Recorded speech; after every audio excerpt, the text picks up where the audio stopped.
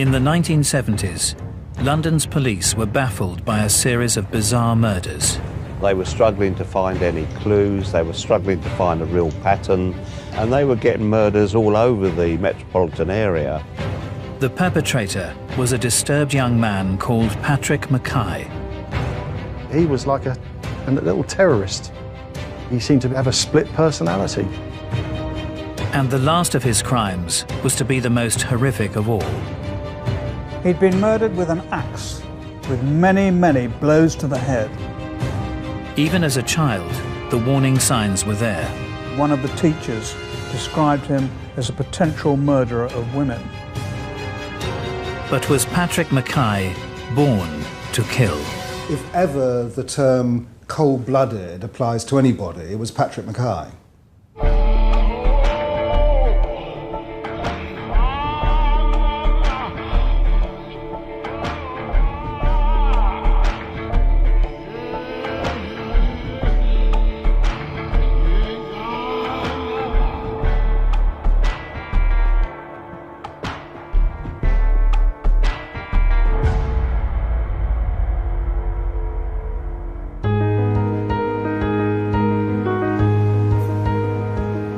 The London areas of Chelsea and Knightsbridge have always been home to the wealthy and powerful, full of luxury shops and high-end restaurants. But in the mid-70s, the peace here was shattered. Well, the Metropolitan Police was confronted with a fairly extraordinary set of crimes. They were muggings, robberies, and also handbag snatches. The area of London where these offences started to take place was very affluent, very trendy. They all came off the King's Road area. They spread down to the waterfront, which faces onto Battersea, and even today that is a very, very affluent area. There was somebody out there who was mugging old ladies in a few isolated occasions, killing them. So certainly there was a feeling that there was a predator who was stalking them. The mugger seemed to be befriending wealthy women, gaining access to their homes, and on occasion, he would murder them in cold blood. Here you were dealing with a dangerous psychopath who could kill at any time and without warning. In early 1974, one such heinous crime would shock London. Isabella Griffiths was the widow of a surgeon, and she lived in Cheyne Walk, that's a very smart street, in Chelsea facing the River Thames. She was physically assaulted, probably strangled, but the murderer then also stabbed her. The body of 84-year-old Isabella Griffiths lay undiscovered for almost 2 weeks. She was found in the kitchen, stabbed through the solar plexus just below the heart with a knife, which was then rammed into the floor. It appeared that Isabella Griffiths' murderer had established some kind of trust relationship by carrying her shopping or doing some other chores for her. At all events, he knew exactly where she lived and was able to persuade her to let him into her home. And that's where the crime took place. Isabella Griffiths' murder provided no clues as to the perpetrator. The police were stumped, and the bag snatching and petty theft continued around London's more affluent areas. Then, almost 13 months later, on the 10th of March 1975, the killer struck again. Adele Price lived in Lowndes Square, that's another fairly smart part of London. She was obviously a wealthy person. And just like the Griffiths case, the murderer had persuaded her to let him in to her premises, to try and get a glass of water or some other pretext. At all events, once he was in there, he attacked her. The offender strangled the lady And she had her granddaughter lodging there who came home, and the granddaughter actually saw the offender, she didn't know it was the offender at the time, leaving the premises. The murderer let himself out, and the granddaughter passed somebody coming up the stairs towards the flat. When she got to the flat, she found one of the rooms was locked from the outside. She let herself in, and her grandmother's body was there. And of course she raised the alert, not knowing that the person she saw was undoubtedly the killer. And a police constable came and looked for suspicious circumstances when the granddaughter mentioned to him that the door of the room had been locked from the outside. At that moment, the PC said, "Hold everything. This is a crime scene." Police were worried this might be just the beginning of a gruesome spree, but were struggling to find a motive. There's a myth about serial killers that they're all sexually compelled.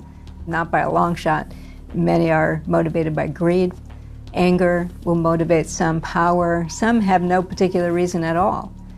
They just start doing it and then they keep doing it. Police were faced with a mystery. Forensics were nowhere near as well developed as they are now, so what evidence you did have didn't really lead you anywhere.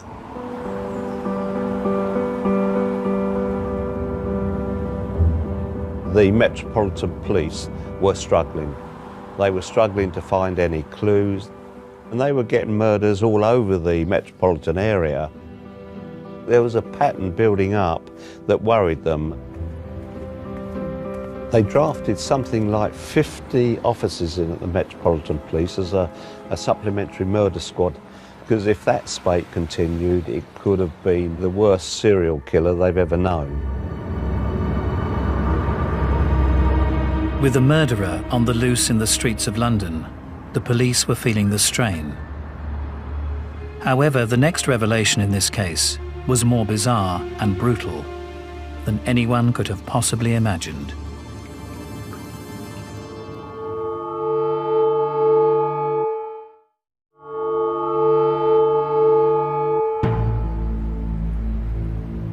In London, in the mid-1970s, the Metropolitan Police were faced with a series of mysterious killings.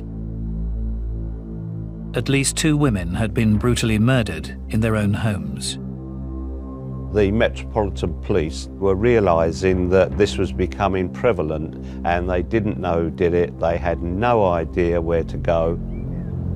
However, the killer would next strike in the unlikeliest of locations, and in a way that would shock and terrify a small community.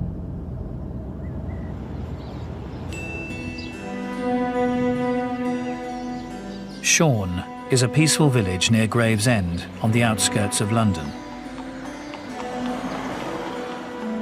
It's such a pretty, picturesque village, very, very good community and spirit. It's a perfect place to live and work. It was home to Father Anthony Crean, a well-respected member of the community who was known for helping out the needy. Father Crean was a priest at the Corpus Christi home called the Malthouse in Shorne. He had something like 12 nuns living within his confine. He loved nature, and he always was accompanied by his Jack Russell. Where he went, Jack went. He often called on parishioners just to pop in for a chat and say hello. And I don't think Jack was always welcome. However, it made no odds to Father Crean. On the 21st of March 1975, the peace in Shorne was to be irreversibly shattered.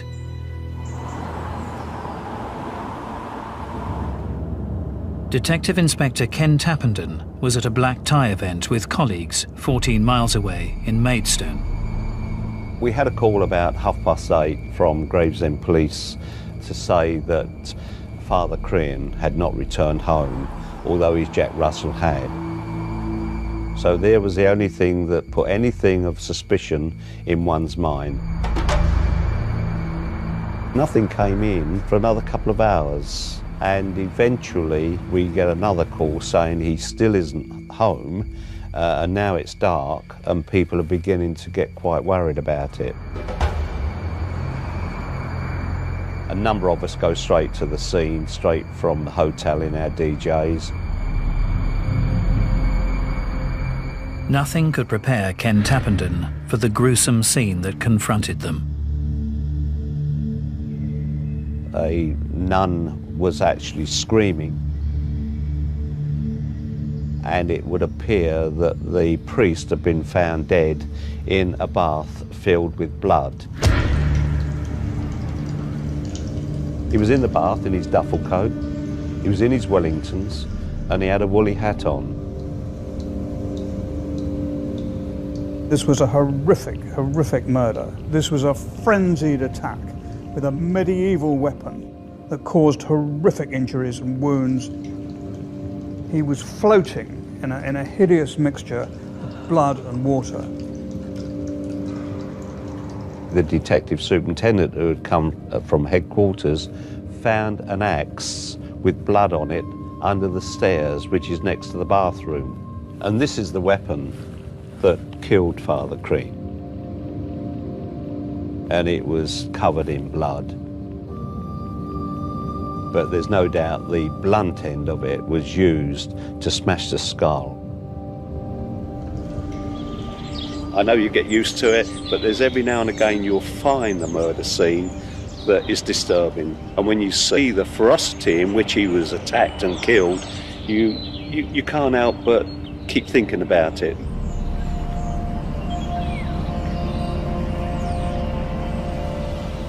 News spread fast through the tight-knit community of Sean. When we heard Father Crean had been murdered, everyone was completely in shock about it. Somehow we were all kind of, that thing couldn't happen on our doorstep, you know, and we really felt very, very, sorry for him to have such a bad end to his life.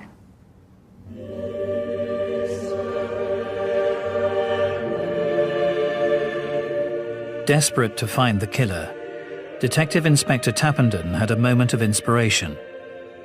He remembered a case involving Father Crean from 18 months earlier. Having sat up all night, puzzling through this one, what came to my mind was a young man in his early 20s called Patrick Mackay. Father Crean had been helping Patrick Mackay stay out of trouble when Mackay betrayed his trust. Father Crean had tried to befriend Mackay, tried to give him a helping hand, and in return, what does Mackay do? He robbed the Catholic priest of a cheque, altered the cheque and cashed it. The day we told him he's being charged with the cheque, he went quite berserk. And I thought then, this man's disturbed, and something disturbed me about him.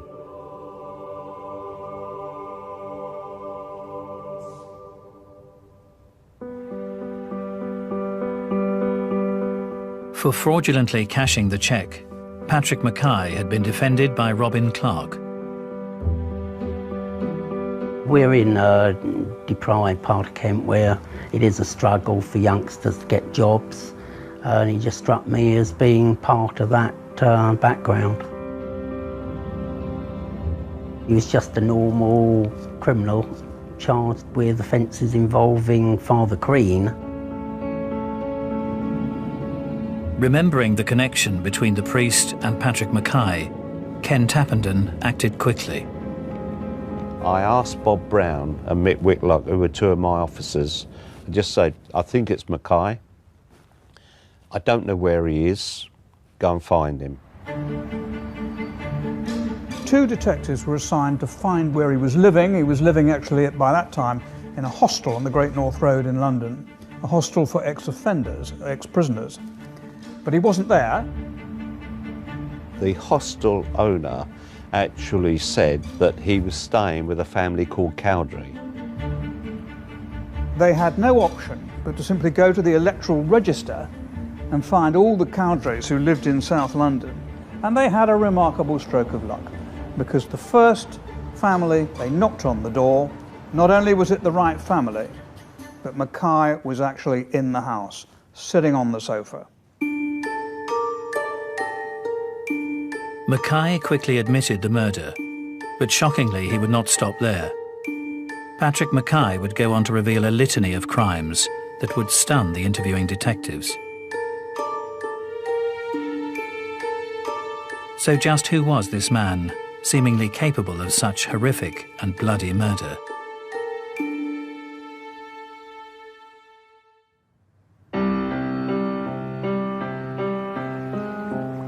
Patrick David Mackay was born on the 25th of September 1952. He grew up in Dartford with his parents and two younger sisters. Roland Hayes went to school with him. In the playground, we was all like young animals running around, and some good people, some bad people, and Patrick Mackay was one of the bad people. He was in a special class, what will be called special needs children these days, but in those days they were just trouble. And he was like a little terrorist.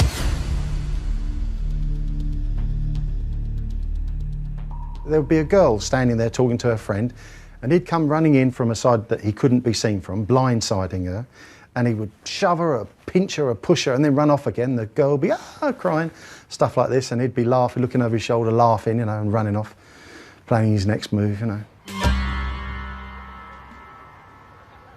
I think it can be said that Mackay had a very stressful childhood. Mackay's mother, Marion Mackay, was a Creole lady from Guyana, and his father, Harold Mackay, had served in the army in the Second World War and was very, very traumatised by the experience.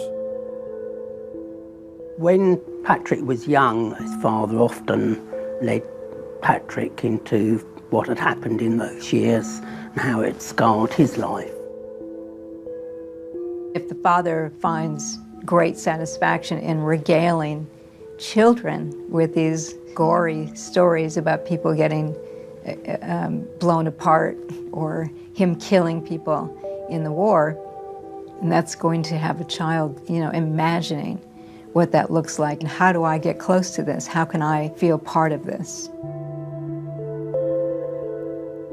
Harold Mackay was a seemingly mild-mannered accountant, but he'd been traumatised to the extent that he turned into a very violent and alcoholic character who often assaulted his wife and often attacked the little boy, Patrick.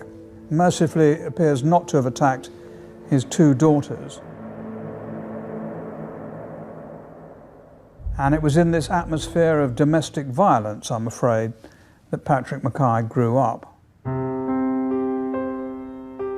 Whether it's beating mom, getting drunk, bullying people, being belligerent, whatever the father's doing, if the son thinks that's where power lies, that's going to influence what the son later becomes. There are so many clues that Mackay's childhood was unhappy. For example, his habitual cruelty to animals, his tearing the wings off birds, his even putting, a most disgusting thing, he put a tortoise on a fire and then when it was dead threw the carcass over the adjoining fence. People who develop into killers later who are bullies are going to be looking for living creatures that they can easily control and that they can experiment on. And obviously the closest thing to that would be the family pet or neighborhood pets, or you go out in the woods and torture animals out there. You're basically looking for some living creature that will feel pain so that you can see what it's like to inflict this. We certainly see that in the past of a number of serial killers because that was, to their minds, a very good starting point. Mackay's strange behaviour did not go unnoticed by his school friends. After school we used to go walking around the town a little bit, and We used to go exploring, and we used to climb up this verge through the trees and then to some wasteland, and we used to play around up there. The first time I went up there actually with Patrick Mackay, he picked a bell-shaped flower, filled it up with his urine and drunk it in front of me, which I was absolutely gobsmacked, you know, when he did that, which was the reason he did it. It was just to shock me, you know. You know, he seemed to have a split personality, you know. I mean, you could talk to him, he seemed to be normal enough, but then he would suddenly run off on these long legs and snatch something off of a pub table and run off with it or something like that, you know, or run into the front of a shop, snatch something and run out again.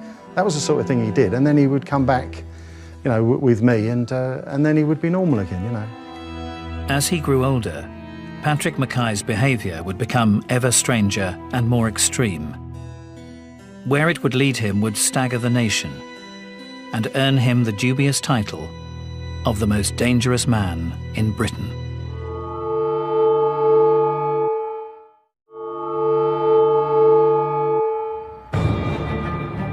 In the early 1970s, London had been plagued by an unexplained crime wave of muggings and murder, culminating in 1975 with the discovery of Catholic priest Father Crean in a bath of his own blood. 22-year-old Patrick David Mackay was arrested for his murder. As investigators looked into his past, they would uncover a disturbing tale of madness and violence. When he was 10 years old, an event would occur that would have a profound effect on the already unpredictable young boy. One day, Harold Mackay left for work as usual. The last thing he said to Patrick before he left was, remember to be good. And on his way to his office in London, he had a heart attack and died. He was only in his early 50s. Patrick never saw him again, did not attend the funeral, which took place in Scotland, and to all intents and purposes, his father had just walked out of his life and there had been no closure. Mackay never really adjusted to the fact that his father was dead. When the father dies, that will rip a huge hole in his world because his identification lies with the father. And it's almost inevitable that he will now take on the father's characteristics and become, sort of replace the father. When Dad died, don't forget he was only 10, and he took over his armchair straight away and bullied the whole family, beat the girls, beat Mother, just like Father had done. I knew him before his father died, and I think that the die was already set. Maybe he found himself in a more excitable state, he was more emotional afterwards, but I think, you know, he was, even at that age, you know, what he always was.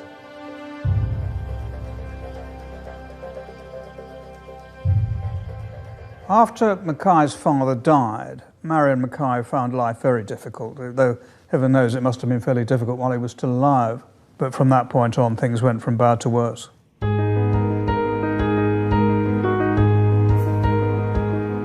Marion Mackay moved with Patrick and his sisters to Gravesend. But it would not prove to be a happier family home. Mackay was always angry, I mean, not least because of the kind of awful upbringing that he'd gone through, and it didn't take very much to provoke him. The police frequently were called to domestic disputes of the house, and Patrick Mackay was behind all of them. We had NSPCC officers here, police were called out, either he was beating up his sisters, sometimes beating up his mother. He would actually scream and shout, the neighbours would get alarmed, they would call the police, sometimes Mother called the police because she couldn't handle him. One local officer in particular, Amy Tapp, was called to the Mackay family home on many occasions, as often as 4 times a week. He was just like a caged animal. He was emotionally sort of very disturbed and at the time very mental. Amy Tapp bore the brunt of so much of this because she knew him backwards. She could always talk to him. She could always make him become rational again, and yet she said he'd kill. Well, I felt that he should be at least put somewhere and shut away so that nobody could be damaged as a result of his sort of mental reaction to people. He was violent and obviously would hurt somebody in the end. Whenever things got too bad, Mackay would be placed in various institutions to try and improve his behaviour. Extraordinarily, in spite of the trouble, violence and dissension that he caused in his home to his mother and his sisters, Mrs. Mackay, his mother, always agitated and campaigned to get Mackay out and back home, and very, very often succeeded. They was only ever stable when he was away, and yet Mother always wanted him home. And when he got home, it was nothing but upheaval for the whole of the family. Between the ages of 12 and 22, Patrick Mackay would be in and out of various special schools, juvenile remand centres, psychiatric units and prisons on no less than 18 occasions. He was in and out of mental hospitals, but nobody seemed to appreciate the seriousness of his personality disorder to actually do something about it. Every time he was put away, he was trouble. He would get out on the roof of the Stonehouse Mental Hospital, rip the slates off. He went into Court Leys, which was an approved school, remand home. They beat him and locked him in cupboards. He had a very bad life himself. He would have resented being there, he would have hated being there, and he would have been treated very badly when he was there. And this isn't the way that a young boy can be corrected. You know, you're only going to make them worse like that, you know. Those who evaluated Mackay early on called him a psychopath, and I think that's probably obviously correct. He had no interpersonal bonding or attachment to anybody. But it's more than that, because he was just so strikingly antisocial. It was just him against the system, and the system was very harsh. The authorities and psychiatrists were at a loss to know what to do with the disruptive Patrick Mackay. And rather than improving, his violence and depravity would escalate. In addition to numerous petty crimes, Mackay turned to arson, attempting to burn down a church. Fire setting is arousing. Individuals could set a house on fire, a car on fire, a field, and they feel incredibly powerful by watching what they had done. So those are not good signs at all in somebody's background. He was sent to approved schools, one after another. Interestingly, at one of the approved schools, when he was only 15, one of the teachers described him as a potential murderer of women. Despite this chilling prediction, Mackay was once again permitted to return home. About a year later, when he was being treated in a nearby mental institution, one of the psychiatrists described him in writing as a cold, psychopathic killer. Amazing foresight, as it turned out. In 1968, age 16, Mackay was diagnosed as a psychopath, someone showing signs of antisocial behaviour and a lack of remorse. We are finding that psychopaths in particular do not have the same brain structures as normal people. Clearly, something's going on with their decision-making process that is involved neurologically and not just psychologically. Mackay's erratic behaviour led to yet another stint in Moss Side Psychiatric Hospital, where he demanded to be known as Franklin Bolvolt I, a name he proclaimed to be feared and remembered like Hitler's.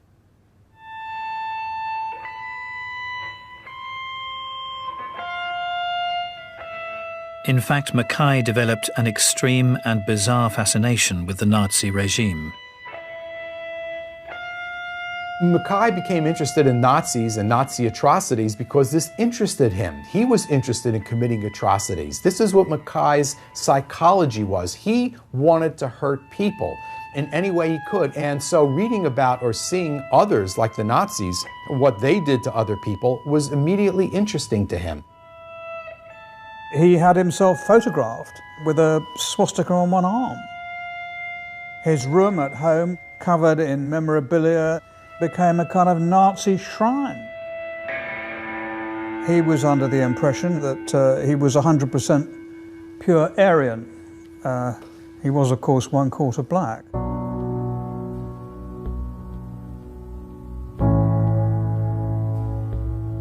With such a checkered past and erratic, violent behaviour, it was no surprise Mackay's name was top of the list when Ken Tappenden was investigating the horrific murder of Catholic priest Father Anthony Crean. But with Mackay now in custody, the true depths of his depravity were about to be exposed. When we had him in custody, naturally his fingerprints are taken, and those fingerprints turned out to be from the murder of Adele Price. Mackay's fingerprints had linked him to at least one of the murders the Metropolitan Police had been unable to solve for over a year. Met Police got involved, and very quickly it became quite a drawn-out police investigation. It was marvellous because they then went through a whole succession of murders in the metropolitan area where they'd been searching for this person, and it was Mackay. Mackay would admit to several other murders, but the extent of the list of victims shocked even the most seasoned detectives. A lot of these murders came from his own word of mouth, but we checked them out and they were murders. One was the murder of Heidi Minilk on a train at Catford. He opened the door and threw her out on the track, dead. Frank Goodman was a tobacconist in North London. He was bludgeoned to death in his shop just after he closed, and his shop was robbed. The murder of Mrs. Hines in Hackney, right next to the Hackney Theatre, he said, when he's interviewed about that one, that murder was as easy as washing my socks. The picture became clear. Mackay had been responsible for all the muggings, the murders of the old ladies, the murder of the Catholic priest. Now they had their killer in custody, the police started piecing together the motives for these heinous crimes. Mackay started out killing elderly women. Why? Because elderly women are a more vulnerable target, as opposed to a younger woman who has the potential to fight back.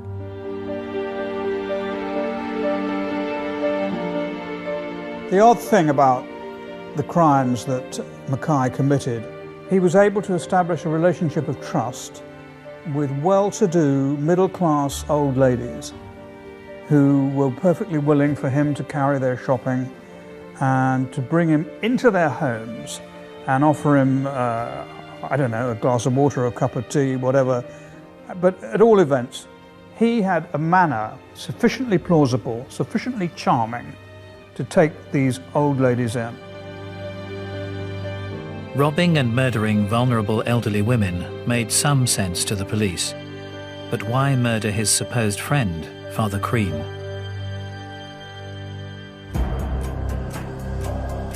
In amongst Mackay's belongings, police found photo booth pictures that Mackay had taken the day before he killed the priest.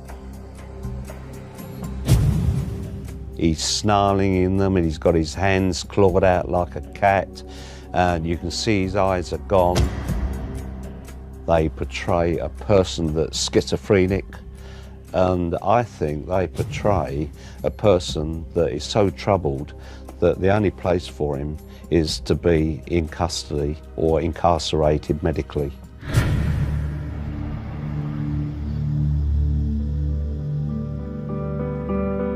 Patrick Mackay used to use the word peculiar about himself. He said that in the days leading up to a murder, he felt peculiar, whatever that meant. And he then said he felt peculiar in the days after a murder. So I don't think he revelled in the crime. I wondered at the time whether even he knew exactly what he was doing. We're now in the centre of Shorn, only 100 yards from where Father Crean lived, and I know that he frequented the Rose and Crown public house here, and it was well known that he actually came with Patrick Mackay on the odd occasion. Mackay has an ability to pick out vulnerable people and then he attacks them. Father Crean was very nice to him, was very supportive of him, and in Mackay's mind, I believe he equated kindness with weakness. He saw a weakness with Father Crean and he attacked him. When Patrick murdered Father Crean in that terrible way, I think Patrick was kind of experimenting on what it would be like to raise his level of aggression to that point and see how it affected him, whether it disgusted him or what he had done or whether he loved it. Mackay later described how after killing the priest, he filled the bath and watched the battered body of his victim floating in the bloody water for over an hour. He's calm by now, he tells us. I was very calm then. It was just a wonderful, wonderful experience. There's something very mad about hanging around with the dead body of the person you've killed. In the case of Isabella Griffiths, he hung about with the body, filled the sink with crockery and shoes. Again, with Adele Price, he hung around listening to the radio. He actually fell asleep in a chair while the body was lying there. Very difficult to get any kind of sensible, sane explanation for that kind of behaviour.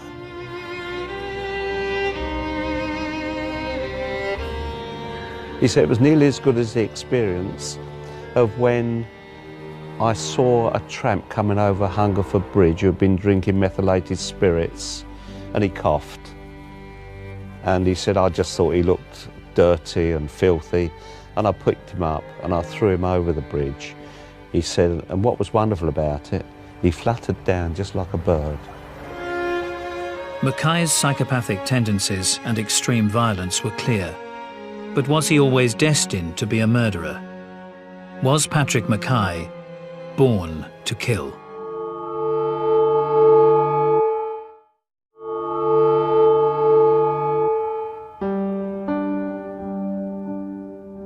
Patrick Mackay was arrested in 1975 for the brutal slaying of 64-year-old Catholic priest Father Anthony Crean. The man, who would later simply be dubbed the psychopath, would be charged with several counts of violence and murder. I saw in a newspaper a banner headline, Patrick Mackay, he's the most dangerous man in Britain, it was. That's how he was described, and it went on to say that he had killed somebody and possibly others.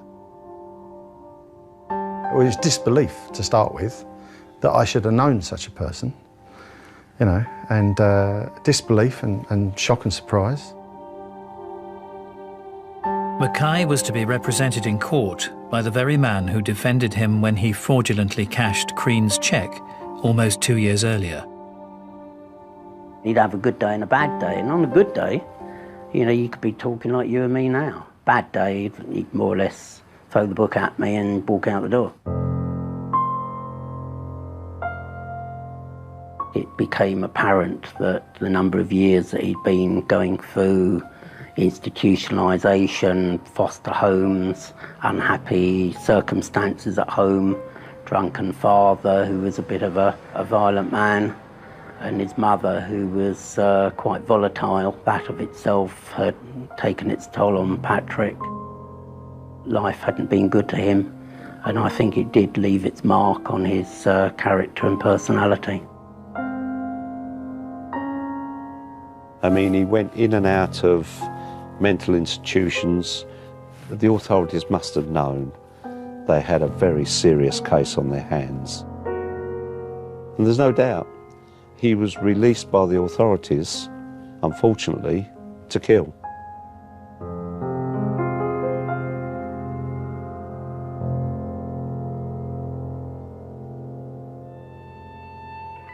The police believed that Mackay had committed up to 13 murders, but could only decisively prove 3 of them.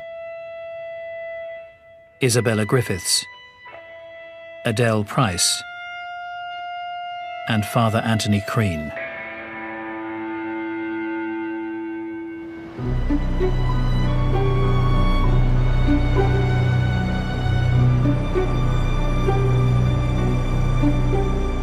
His appearance at the Old Bailey lasted a mere 20 minutes before Mackay was judged guilty of manslaughter by reason of diminished responsibility.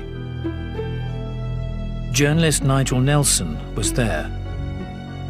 Patrick Mackay was a chilling presence.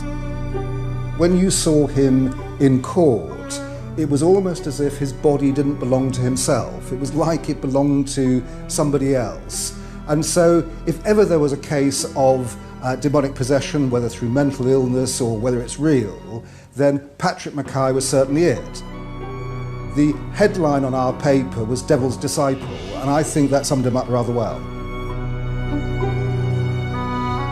Patrick Mackay was sentenced to life imprisonment, but the question remains, was he born to kill? I don't want to say anybody was born bad, but if out of all of the individuals you look at, Mackay is probably somebody who had a very, very strong predisposition to behave in an antisocial way. Personally, I don't think that Mackay premeditated these murders. I just think something triggered this manic rage in him. Some little gesture, some action or other. It's often said as an argument against corporal punishment that if you're violent to somebody, they'll be violent back. And taking the analogy of Patrick Mackay's childhood, one can't help but feel that there might be something in that because of the violence perpetrated on him by his father. I think with Mackay, the environmental influences are so dominating.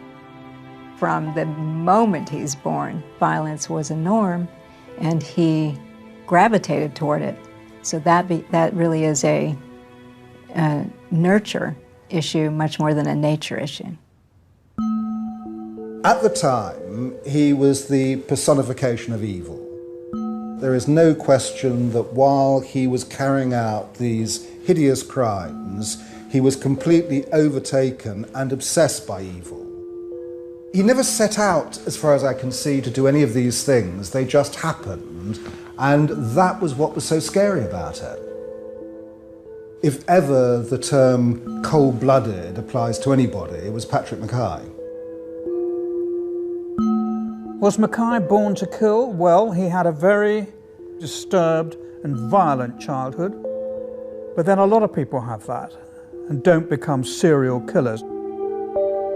There must have been some genetic kink or other in there that set off the manic rages. The combination of his background and this personality trait was a perfect storm. Could he be plausible? Yes. Could he be friendly? Yes. Could he be unpredictable and dangerous? Totally. And could he kill? Yes. Don't know if he's born to kill, but from the age of 10, he was going to kill, and he did, repeatedly.